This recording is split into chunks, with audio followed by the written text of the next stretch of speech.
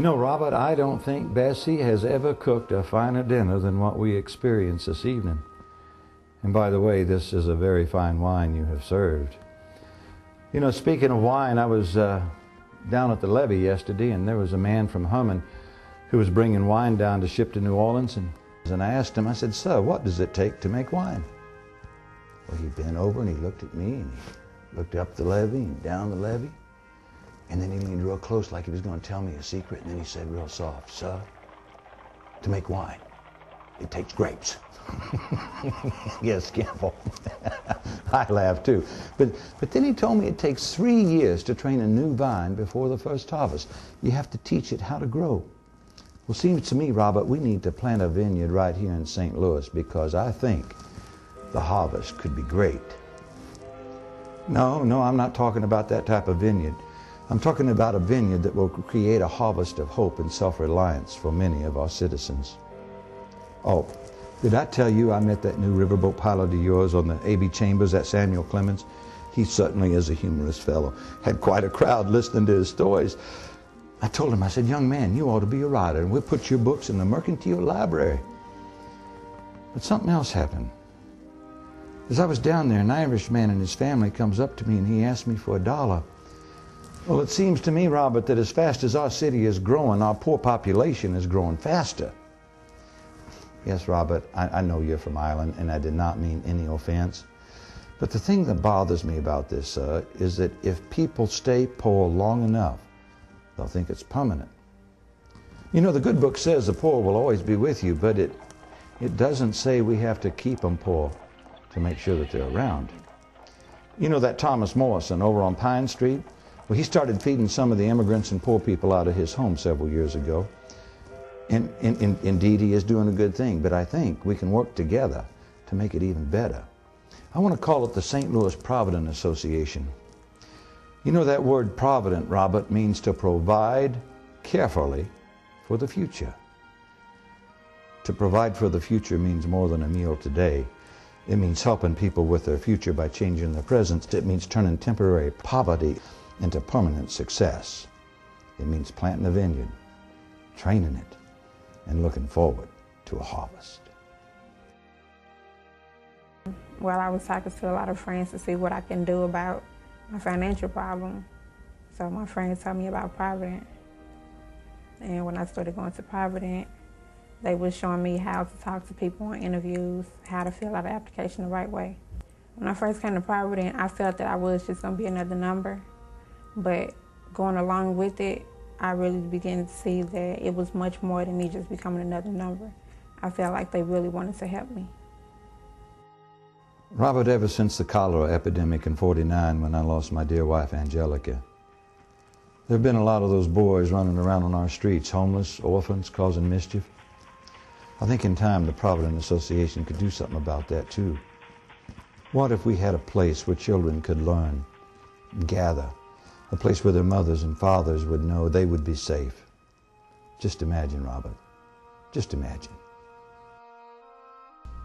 Because when I was first coming to this, I was bad.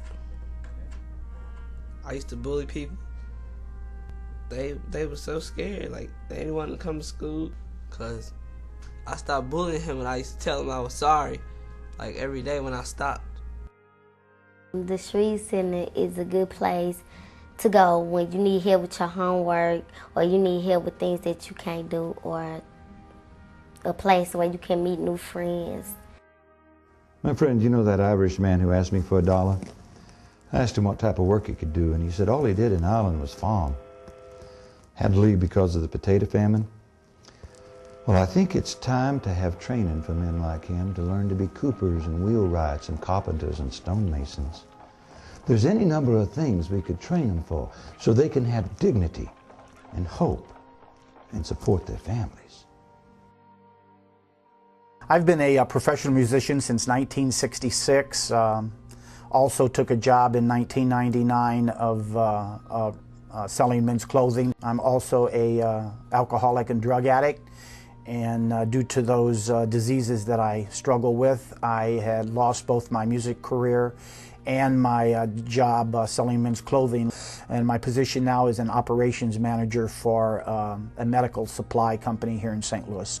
An establishment like Provident Counseling and Cyber Learning Center is it's a life-saving institute as far as I'm concerned. Yes, Campbell, you can call it a dream if you want, but I'll tell you this, a dream is the womb that gives birth to success. Like planting a vineyard and dreaming about the fine wine that will result from the first harvest. Like when you was dreaming when you were out west with that Jim Bridger fella, you dreamed about your own fur trading company, didn't you? Yes, sir, but what if a person doesn't have a dream? What if there's no hope left? Just last week, did you hear about that German fellow who hung himself down at Johnson Steel Works? What's to come of his family? You know, I've lost 2 wives and 3 children. And it's one thing to lose them to disease, but I'm sure it's another when they take their own life. Suicide nowadays has become an epidemic, and more people are experiencing this, where before it used to be in the closet and people would pretend that your loved one died some other way. Well, in the first few hours and days, you're in such a dazed condition. Oftentimes, denial is an enormous factor.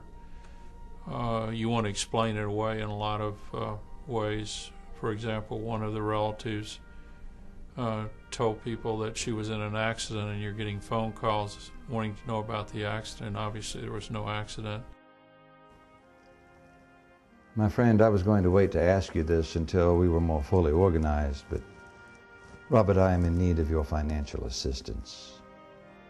Yes, you are right, Robert. I did complain about a man begging money from me. But dear sir, there's a great difference between begging and giving a man like yourself the opportunity to participate in changing lives and planting a vineyard. Well, yes, sir, you can be assured that we will examine every person who asks for help. It will do no good to simply help a man or woman avoid the responsibilities of life. And on the other hand, when we find those who are truly in need, we will provide them with what they need to be proud citizens of our proud city. We will not be in the business of simply giving handouts. No, sir. We will be involved in giving a hand up. Robert, I appreciate your kind offer in investing in the future of St. Louis, but sir, I must tell you I cannot accept this amount from you.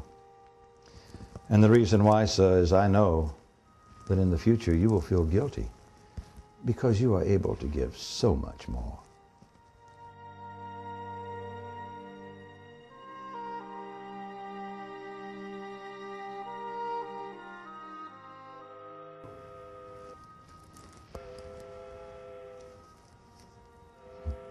Campbell, my friend, your commitment will produce a great harvest in the Provident Vineyard.